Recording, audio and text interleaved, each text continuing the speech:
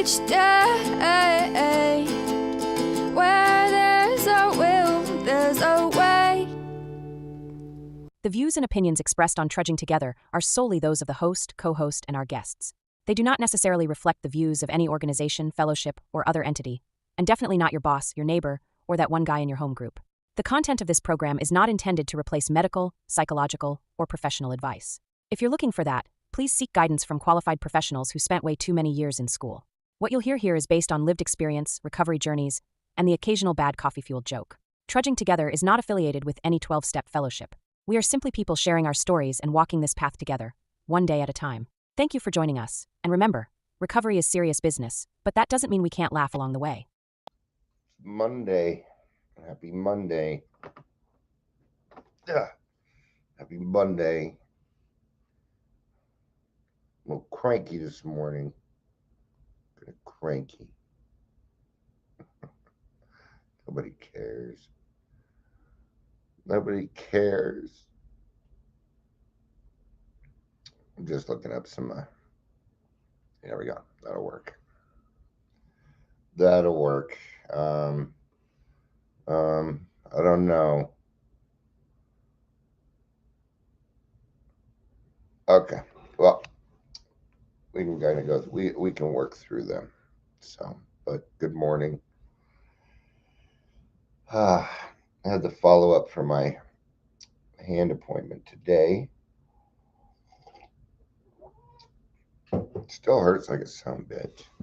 They didn't believe me last week. I tried telling them, like, well, you could go down to, blah, blah, and get it checked out. And I'm like, maybe you could just believe me. Yeah, there's that. I didn't feel like arguing with him, so I'm just going to talk to the doctor today. So, but yes, I've been in pain this whole time. And it's bullshit. Anyway, morning, leisure. Go wham! Wham! I'm whining. Dion's weekly whine. Daily whine. I don't know if it's weekly. It's more like daily. How am I going to do a sock puppet show when I can't do it? When I can't even do the dishes? All right. They said 4 to 6 weeks. It's been 2 weeks, so yeah. Okay. I got shit to do, man. Of course, when my hand was feeling fine, I still had shit to do, but I didn't get it done. But now that it's inconveniencing me, dude, I got it. You want me to pet you? My cats, they're only getting half the pets. So they're a little cranky about things. We're not getting our attention. You had attention all weekend. The grandkids were here. Yes. All right. And we upped it. I'm going to start taking my grandkids twice a month now. Well, Shannon and I, not just me. I have to say, my grandson Orson does most of the work. So I don't really do anything. I mean, I don't consider myself babysitting or watching my grandchildren. I don't take it that way. They're over and yeah. It's like babysitting your own child. That's not how it works. So, not only that, but I can't do my hair the way that I want to because I don't have 2 hands. Sucks. So my hair's been a mess. And I have some serious bedhead going on. Maybe I should just shave it all off again. Huh? Yeah, we've come too far. Only one person has said something so far. Because to you, it doesn't look like it's grown, but look, it's actually like 2.5 inches. People don't fucking care. All right. They don't. Dion, we don't give a fuck how long your hair is. Yeah, you do. You care. You ready? It's time for Dion's Daily Funnies, where he has to use 2 hands just to press a button. All right. What kind of birds stick together? Velcros. They stick together. Yes. You never get it. Are you really gonna go through my hair? All right, my cat is going through my hair right now. What do you call a detective who accidentally solves all of his cases? Sherlock Holmes. Kitty, you are not helping me here. Okay, this is not helping. All right. You were wondering what was going on with my hair. All right. What did the buffalo say to his son when he left? Bison. What he said. He said, "Bye, son."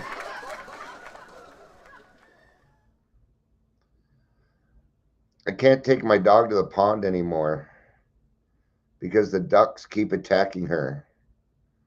That's what I get for adopting purebred.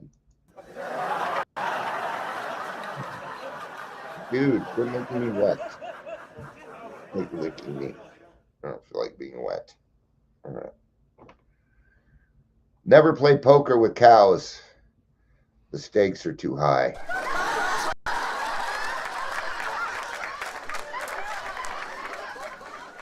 And God said to John, "Come forth and receive eternal life." But John came fifth and won a toaster. Right.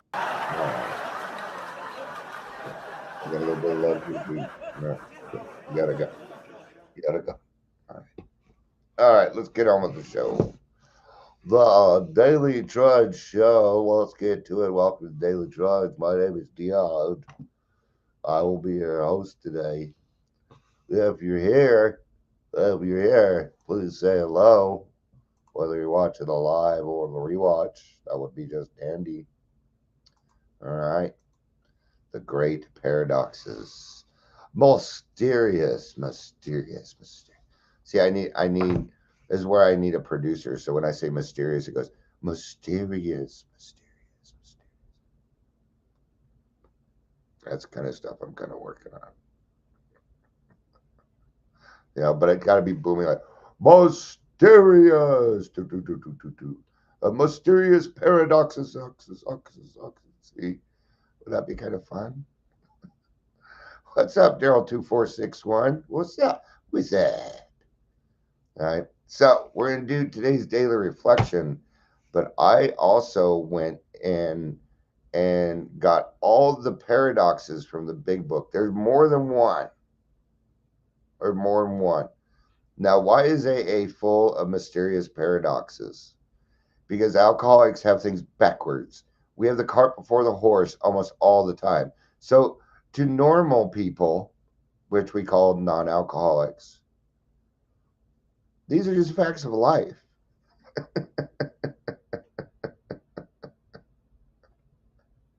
So take it how you need it. All right, so we'll do this, but the reading was AA Comes of Age, and it's the only part that I talked about. Otherwise, it was like stuck right in the middle of a story. And I can tell you now, when Bill starts telling a story, it goes on for pages. All right. Such is the paradox of AA regeneration, strength arising out of the complete defeat and weakness. The loss of one's old life as a condition for finding a new one. AA Comes of Age, page 46. All right. That we will find no enduring strength until we admit complete defeat. Right? Defeat and weakness. Was it really weakness, though? Yeah, probably. Yeah. Regeneration, strength arising. Right? We're talking about step one here. That is step one. Right? It takes a lot more courage to ask for help than to shove your feelings down, men. Dear men, it takes more courage to ask for help. Dion, here at Discover health and wellness. Northland, we're committed to your health. Who the fuck are you? To reserve my time for care for what? I don't know who you are. Oh, I know who that is. Okay. It's my chiropractor. I haven't needed it in a while. All right. AA comes of age, page 46. What a glorious, mysterious paradox. What glorious, mysterious paradoxes are. They do not compute, yet when recognized and accepted, they reaffirm something in the universe beyond human logic. When I face a fear, I am given courage. When I support a brother or sister, my capacity to love myself is increased. When I accept pain as part of a growing experience, okay, well, the pain I'm going through is finger pain and it's not growing. It'd be cool though if my middle finger did get like an inch longer. I mean, man, that'd be a good bird flipper. All right. I realize a greater happiness when I look at my dark side. I am brought into new light when I accept my vulnerabilities and surrender to a higher power. I am graced with unforeseen strength. I stumbled through the doors of AA in disgrace, expecting nothing from life. And I have been given hope and dignity. Ooh, dignity. This is the last time we talked about dignity. Wow. That seems to be a word that's kind of disappeared from the human, from the English language. Okay. Miraculously, the only way to keep the gifts of the program is to pass them on. Yeah, they named off a lot of paradoxes there. That's another one of our paradoxes, that you cannot keep what you have unless you give it away, right? But let's get started on this. Where do they start? Well, the first paradox starts in step 1, when we admitted that we are powerless over alcohol, right? When we actually gain the power to recover. And what's the paradox? Our surrender becomes our strength. Our decisions become strength, because alcoholics are hard-headed and they're defiant. But once they have made a decision to make their life better and get serious about it, they can utilize that same defiant skill to work the program to become a better person, right? Leisure listed dignity for us. Thank you, Leisure. I appreciate that. The state or quality of being worthy of honor or respect. What a great fucking thing, right? The quality of being worthy of honor or respect. Now, when I read that, I felt it. Did you feel it? Maybe you're not at the part yet. Maybe you haven't completed the program. You don't quite feel that honor and respect. I feel it. I get a lot of honor and respect, but it's taken a lot of time, right? And I had to make myself worthy. Okay. I say it a lot. You need to become something worth having. People think I'm talking about other people, and I am, but what we're doing is going for dignity. Yeah. But I love her, Dion. You don't even know who you are yet. Let's do that 4th step. Let's do that 5th step before we jump into, other things. Not even just relationships, but other things that could be distracting us from, right? So the first one, we admit powerless and we gain power. Weird. And you're not going to feel it in the beginning. That's why we say stick around, wait for that miracle to happen. But all recovery starts with surrender. All recovery starts with surrender. There's no other way to start it. Right? What's the second one? Chapter 7, working with others. We cannot keep something unless we give it away. We keep sobriety by helping others. Okay? The main reason I sponsor is to keep me sober. That is the main reason. Do I enjoy helping other people? Absolutely, I do. Are there a lot of other benefits to it? Absolutely, there is. Now, why do I do that? Why do I do that? Because see, now I have my gift. Now I'm not expecting anything, and now I can utilize unconditional love. I don't need it. Yeah, I already have the gift. Now I'm paying it forward. Huh. Okay? And I've said this before. I'll say it again. There's a price to be paid if somebody took their time to help you out with their own time and freely received, freely given, freely give away. That part. I see a lot of people that come in the pro and then they want to become these other things and they start charging for who they are. There is a consequence to that. You may not see it, but your soul will be affected by it. Talking about our souls here, folks. I just know it sounds a little too religion-y, but this is a battle for your soul. Yeah, don't let the devil win. Rebuke that motherfucker. Rebuke. So you're so sassy. Can you imagine me in church? There's a reason I'm the sound guy at church. There's a reason I'm not handed a microphone. I'm kidding. Right? We keep sobriety by helping others. We grow spiritually by serving. I know that's the way it works for me. And I keep it by give it away, give it away, give it away now. Give it away now. That helped the Chili Pepper said it. Give it away now. Don't wait. Give it away often. So many benefits. Step 3, there's a paradox. When we let go of control, we find stability. When we stop playing God, we can find our higher power. But I'm atheist. I'm not playing God. Shut up. Yeah, you are. Yeah, just don't. All right, let's call it control. Let's call it manipulation. You're still trying. Okay. You cannot believe you can certainly not believe in God and still play God. Absolutely. That could be possible. Absolutely. I've seen it. I've done it. Okay. It's the acting like I'm God. You don't need to believe in God to think that you're acting like God. Huh. Good stuff.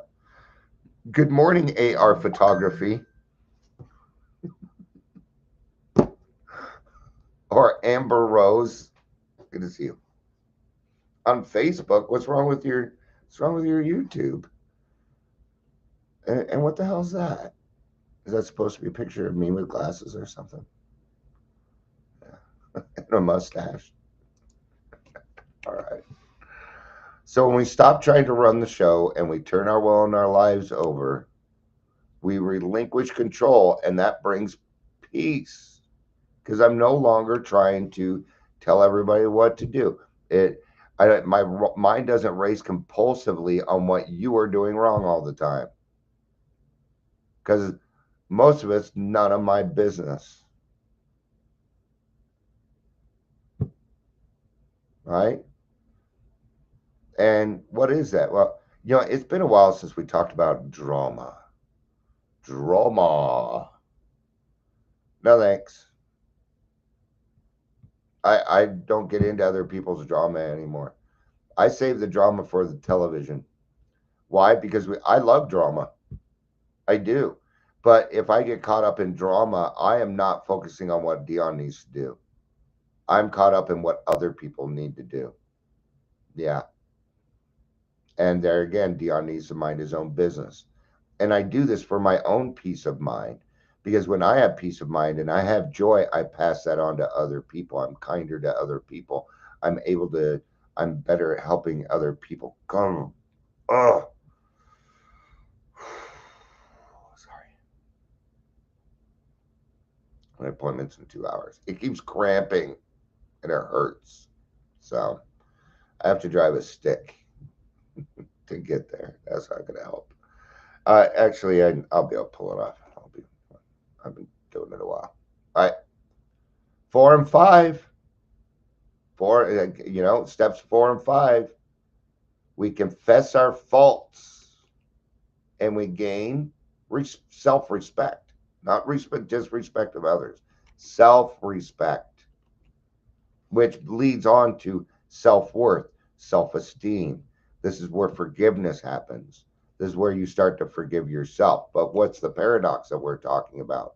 That you're confessing your faults. And because you're confessing your faults, you feel better about yourself. Hmm. Hmm. Now, this is the process. See, when you say things out loud and you tell on yourself, it has power. Just saying it in your mind is not enough. It's not enough. Oh, yeah, well, you're not in my mind. I know, thank God, right? Okay.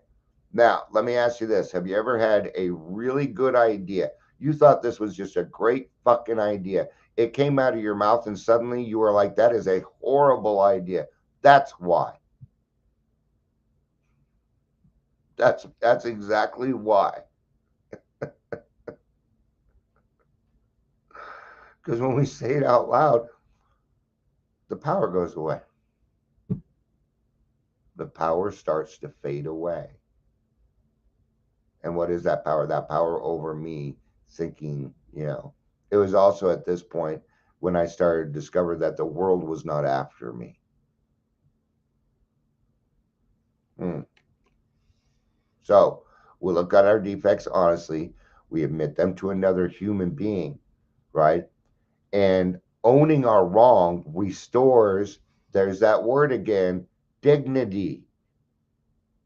It restores your dignity, not just with you, because it starts with you, but other people are going to start to treat you different. When you start treating yourself differently, other people will start to do it also. Not everyone. Maybe you have some abusers or whatever, they may not change. Okay. But you won't be giving them any power. They'll find somebody else to mess with. Yeah. All right. We accept reality and it starts to change when we stop fighting life and we accept things as they are, right? So there's another paradox that is acceptance. And when acceptance often transforms what we are resisting, whatever it is that I'm resisting, that I want, that I need to change, that maybe I don't want to, like justifiable anger. That was a hard one for me. That was something I did not want to let go of, man. Because in my mind, it's still the truth. And it's true. It is true. But there again, I wasn't doing it for them. I had it backwards. I needed to do it for me. All right. Leisure says when it's spoken aloud or written on paper, it makes it real. Yeah. Good point. Good point. Humility. Understanding that humility is actually strength. And at the core of it, what is humility? It's asking for help and meaning it. Asking for help with the intent of following through. Is that fair? Yes, it's fair. That's humility. Just asking for help. When you came into your first AA meeting and said, my name's so and so and I'm an alcoholic, that was humility. You were asking for help. Yeah. You may not have known it at the time, but you were, right? So when we become humble, right? And that what is that? Well, it's step 7. So in step 7 is another paradox, right? We ask for our shortcomings to be removed, and humility produces more confidence. Now, do you see what's happening here? How things are turning into things so that you can do the next step, because right here it says humility produces confidence. And what are you going to need to do your 8th and 9th step? See, these steps set you up for the next step. It's the whole point of it. It supplies you with something in that step so you can do the next step. Their preparation stages. It was very smart. Okay? Half of our steps are action. The other half are contemplation.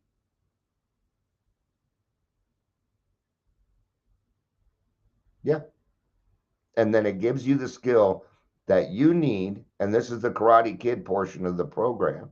You don't even know you're developing these skills yet. See, you don't know that you actually have a skill until you do it. You ever watch Born Identity?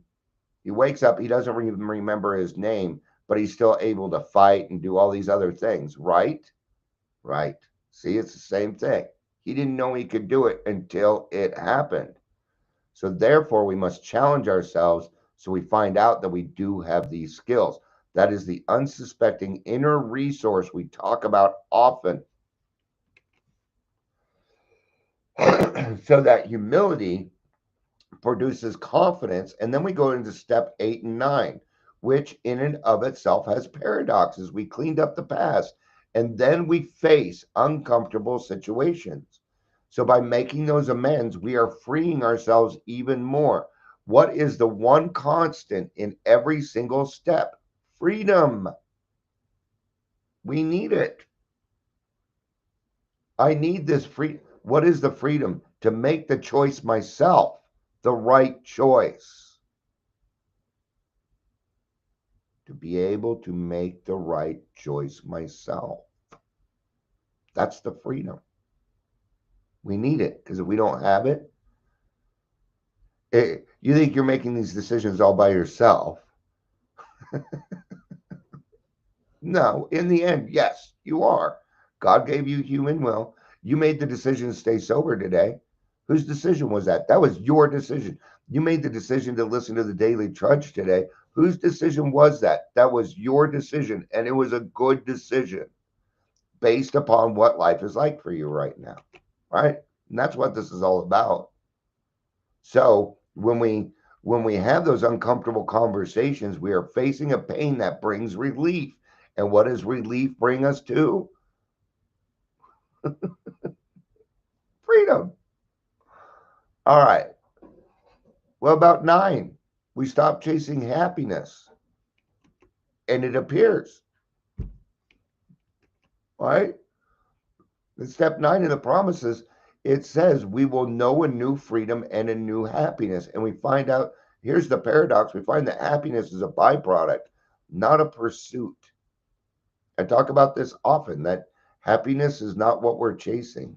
It comes from doing the right thing by doing these other things. Okay. And it's a promise that we will know a new freedom and a new happiness. And it won't just be once. It's not going to just happen once and be over with. You're going to find new levels of happiness, new levels of freedom. It doesn't stop. The alcoholics tend to think it happens once. Okay. Right? We need it. So we stop chasing happiness. And then step 12, we help others to heal ourselves. Carrying the message strengthens us. Right? And the paradox is helping someone heals us. Well, tend to find when I ask for a direction, then I go out and I help somebody else. I usually get the answer. All right. We admitted that we were alcoholic and we became free. Instead of denying the problem, we name it. And acceptance of limitation creates what? More freedom. There's a bunch. There's 2 more, too. People are leaving. I'm down to 1 person. That sucks. Actually, everybody probably still here. I could never trust that number. It's been a while since I bitched about it, too. So I'm done with it already. All right. People are working and shit. And when I don't do this consistently, I don't really expect people to stick around. Except for those of you that don't work. I'm just kidding. Oh, here's a big one. We die to self and begin to live. So when we let go of ego, we let go of self-will. When we talked about it in today's daily reflection. In order for me to be a new person, I must let the old one die. That sounds pretty uncomfortable because it is. But Dion had to do some work and figure out who Dion is. So that way Dion could be the best Dion that Dion could be. A lot of Dion there. I'm a lot. All right.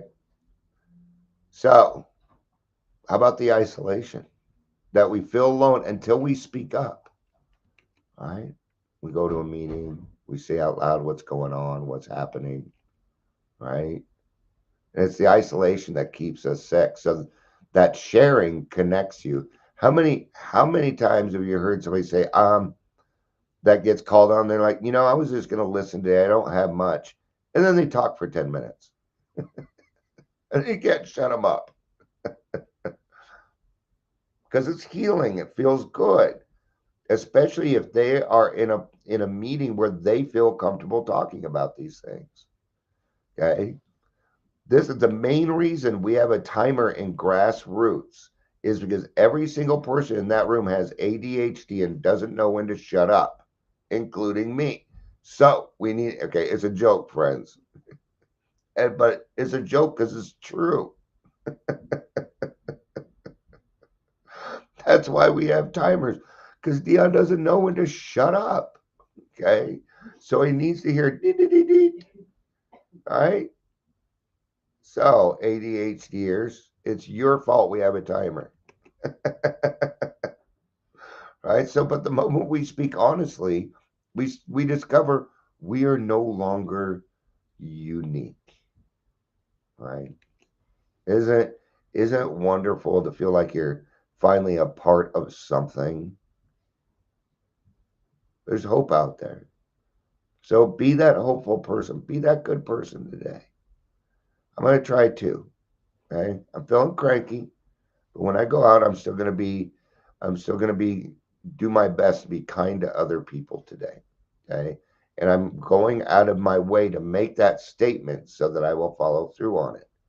Because there's a part of me that's been in pain for 2 weeks that wants to yell at these doctors. Yeah.